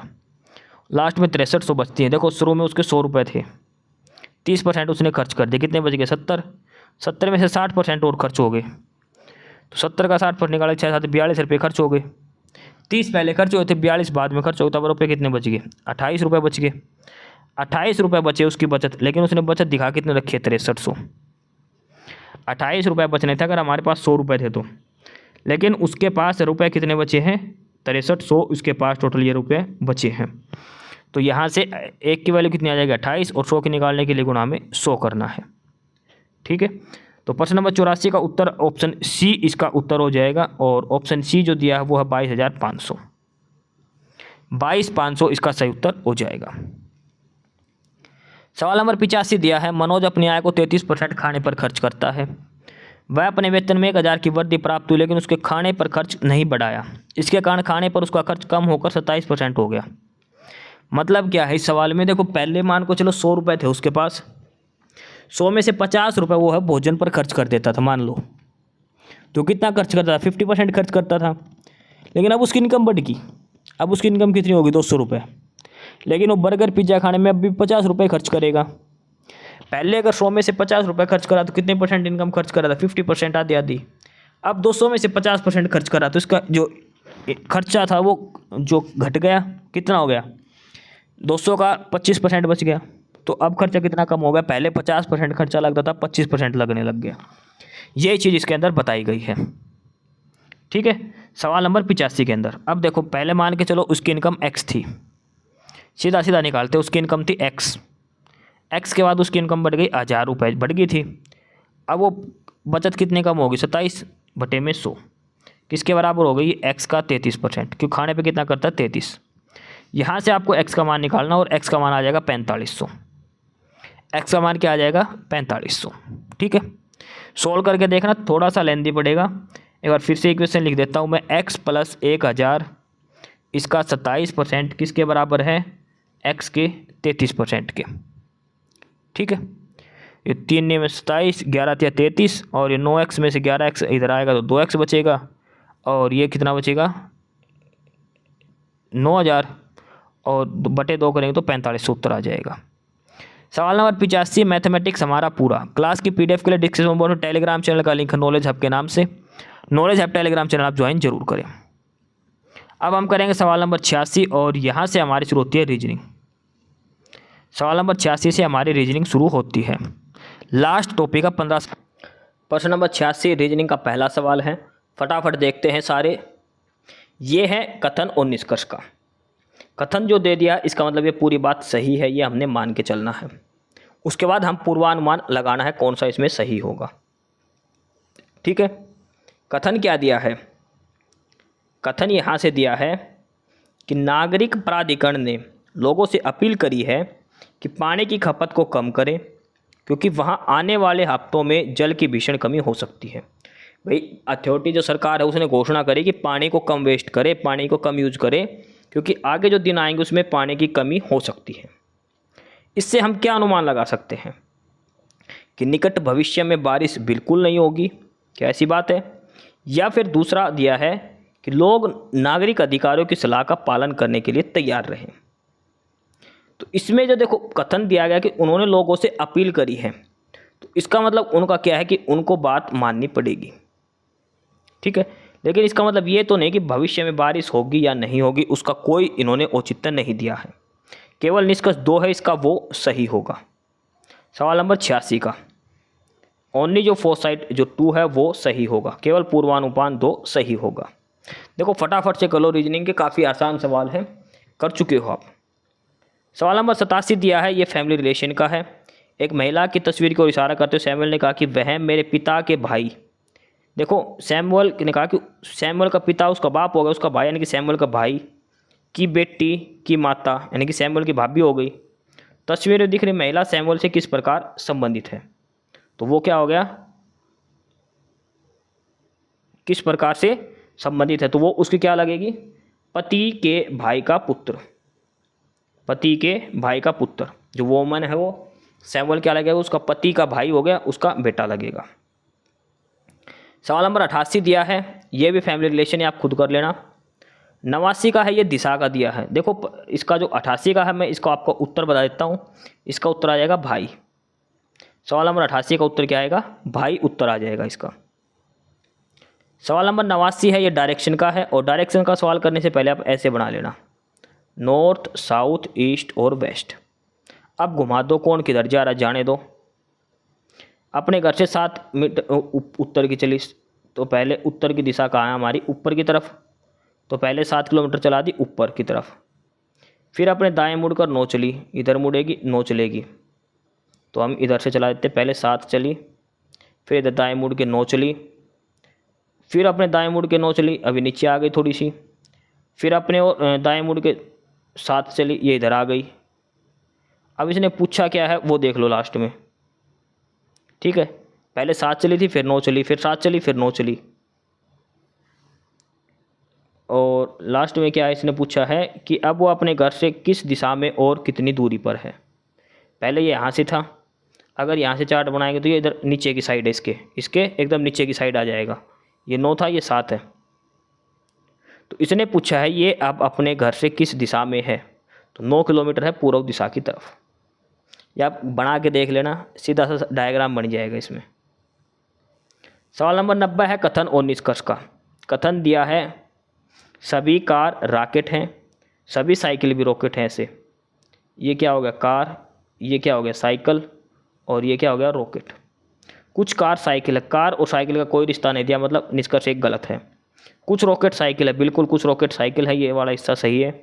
कुछ साइकिल कार है, साइकिल और कार का कोई संबंध नहीं दिया, यानी केवल निष्कर्ष 2 का अनुसरण करता है, और ये दिया है ऑप्शन ए के अंदर। देखो जो कथन निष्कर्ष के सवाल है ना, इसमें ऑप्शन बहुत महत्वपूर्ण रखता है। ABCD में मत रटना, आपको ऑप्शन में पढ़ना है। कहीं ये सोचो केवल निष्कर्ष 1 अनुसरण करता वो ऑप्शन ए में हो गया, केवल निष्कर्ष 2 अनुसरण करता वो ऑप्शन बी हो गया, ऐसा गलत है। आपको ऑप्शन जरूर पढ़ना है, जो बात आपने रिजल्ट निकाला है वो किस ऑप्शन में दिया गया है। सवाल नंबर 91 में दिया कथन और निष्कर्ष का। सभी फूल पंखुड़ियाँ, सभी पंखुड़ियाँ मुलायम। ये क्या हो गया फूल, ये पंखुड़ी, और ये क्या हो गया मुलायम। निष्कर्ष देखो सभी फूल मुलायम है, बिल्कुल मुलायम बाहर है, फूल अंदर है, ये सही हो गया। कुछ मुलायम पंखुड़ियाँ होती हैं, कुछ मुलायम पंखुड़ियाँ, बिल्कुल ये मुलायम का ये वाला हिस्सा जो पंखुड़ी है ये कॉमन है, यानी कि निष्कर्ष 1 और 2 दोनों का अनुसरण करता है, और ये बात बोली गई है ऑप्शन बी के अंदर। Both conclusion follow. 91 का प्रश्न नंबर 92 है। ये थोड़ा सा आपको बैठा के लोग बैठाने हैं, उस पंक्ति के अंदर कितने लोग हैं, दाएं बाएं उनकी सिचुएशन बदलनी है। ये आप एक बार ट्राई करके देखना खुद से। ऑप्शन ए इसका उत्तर आ जाएगा 28, ठीक है। जैसे मैं बैठा देता हूँ आपको, 6 लड़के हैं, वो एक उत्तर दिशा की ओर मुँह करके बैठे हैं। Ganesh is 7th from the left of अक्षित। अक्षित अगर मान लो यहाँ पे बैठा है, तो इसके बीच में 6 लोग बैठे हैं, फिर कौन बैठा है, गणेश बैठा है, बैठा दिया गणेश। इसके बाद क्या है कि विनय जो 20वें नंबर पर from the left end of the row, अगर यहाँ से शुरू करते हैं, यहाँ से शुरू करते हैं, तो विनय का जो नंबर है वो लगभग 20वां नंबर, तो वो 20वां नंबर इधर आ जाएगा, ठीक है। ये कौन है, विनय है यहाँ पे। इसके बाद इसने क्या कहा कि 7th from right of the अक्षित, इसलिए इधर लास्ट में आया अक्षित, और इसके बीच में कितने बंदे हो गए 6, और ये 7वां नंबर हो गया इसका, ठीक है। तो टोटल अब आगे इसमें पूछा है Kamal who is 3rd from the right of Ganesh. Ganesh के राइट में 3rd पर यहाँ पे कौन सा कमल आ गया, ए और के जी और ए के बीच में। ये राइट हैंड से 20वें नंबर पर है, ये इधर से 20वें नंबर पर। तो टोटल लाइन में कितने लोग बैठे, तो 28 आएगा। आप सोल्व करके देखना। ये टोटल 20 आ गए, इधर 3 इधर है 23। अब ये बच गए इधर, ये 23 और 5 और इधर बच जाएंगे, 28 आएंगे। आप सोल्व करके देखना, काफ़ी आसान है। 5 एक साइड आएंगे, 7 एक साइड, 1 एक साइड, 7 एक साइड, 20 बनेंगे। उसके बाद 5 अलग बचेंगे, 3 अलग, 28 हो जाएगा। 93 नंबर का दिया, इसमें कौन सी आकृति भिन्न है, ए बी सी और डी। तो इसमें जो आकृति भिन्न है वो ऑप्शन सी वाली है। ये देखो, ये जो कॉर्नर है ना इनका, ये सारा बाहर की साइड मुड़ा है, इसका एक कॉर्नर अंदर की साइड है। मैं आपको ए और बी वाली आकृति भी दिखा देता हूँ। उसमें ये देखो, इनका जो राइट कॉर्नर है ये बाहर की साइड मुंह है, लेकिन जो ऑप्शन सी वाली इमेज है इसका जो मुंह है वो अंदर की साइड है। तो इसका उत्तर क्या हो जाएगा, ऑप्शन सी। आंसर की में ऑप्शन डी उत्तर दिया, जो गलत दिया है इसका उत्तर ऑप्शन सी होगा प्रश्न नंबर 93 का। ये ध्यान रख लेना। प्रश्न 94 है मेंढक, मछली, मगरमच्छ और कछुआ, इसमें से अलग क्या है, तो मछली आएगा। ये तीनों क्या है, एम्फीबियन से क्या है, उभयचर है। ये जल और पृथ्वी दोनों पर रह सकते हैं, लेकिन मछली जो है वो पृथ्वी पर नहीं रह सकती, वो जल के अंदर ही रहेगी। 95 नंबर का कथन निष्कर्ष का है, ये आप खुद से सोल्व कर लेना। 96 नंबर है कि इसमें से कौन सा अलग है, एक सीक्वेंस में दे रखे हैं। ठीक है, 96 में एक सीक्वेंस के अंदर दे रखे हैं। जैसे F से H कितना आएगा +2, C से E क्या आएगा +2, H से F क्या आएगा HIJ आना चाहिए, लेकिन यहाँ पे दे कितना रखा F, इसलिए ये ऑप्शन C अलग हो जाएगा। D से F +2, यानी कि पहले नंबर में अगर हम 2 जोड़ेंगे तो तीसरा नंबर आएगा, ये दे रखा है। पहले अल्फ़ाबेट में अगर हम 2 अल्फ़ाबेट और जोड़ेंगे तो थर्ड अल्फ़ाबेट आएगा, लेकिन इसके अंदर ऐसा केस नहीं है, ऑप्शन C उत्तर हो जाएगा। 97 है, सिटिंग अरेंजमेंट आपको बैठानी है, कौन कहाँ बैठा है। 5 बैठे एक सीधे से।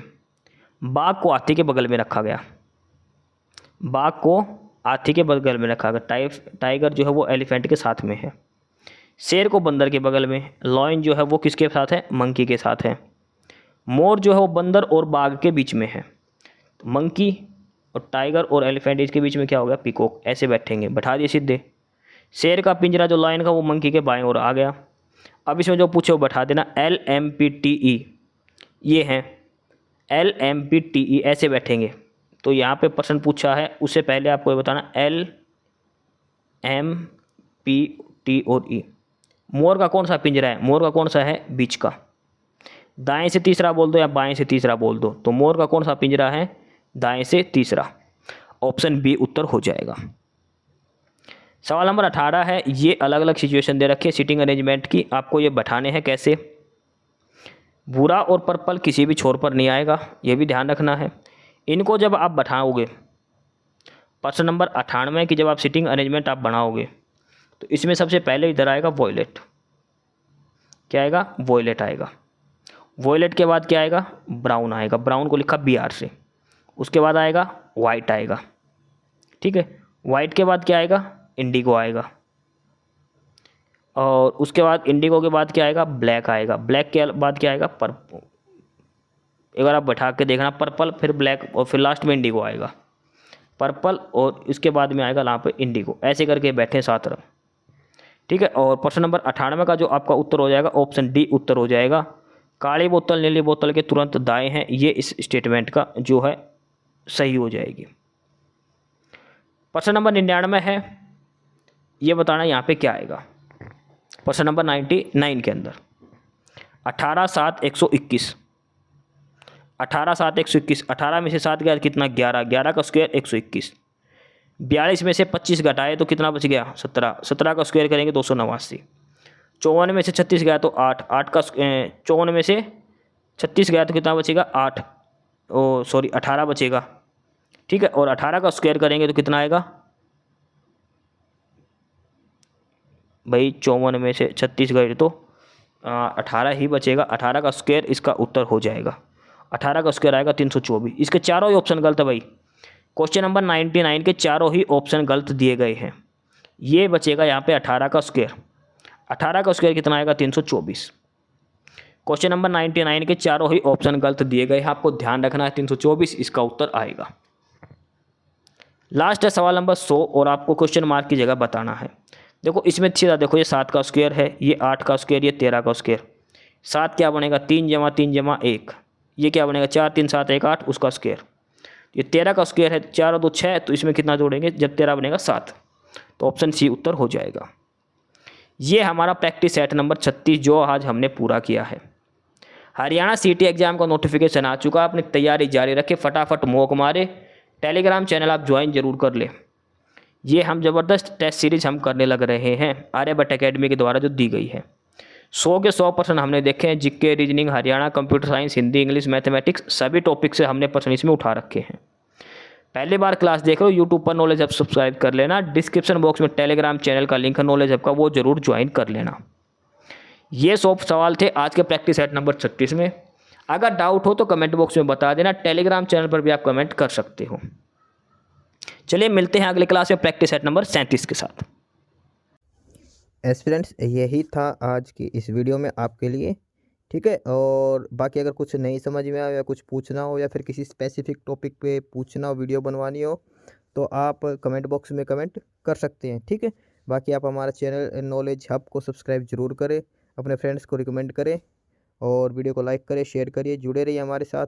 मिलते रहेंगे आपके साथ रोज़-रोज़ नए कंटेंट के साथ, नई अपडेट्स के साथ, ठीक है? और चैनल को शेयर ज़रूर करें अपने फ्रेंड्स के साथ। एक बार फिर से जो एस्पिरेंट्स, जो कैंडिडेट्स नए हैं, वो चैनल को सब्सक्राइब ज़रूर करें, अपने चैनल नॉलेज हब, ठीक है? मिलते हैं नई अपडेट्स के साथ, तब तक के लिए बाय।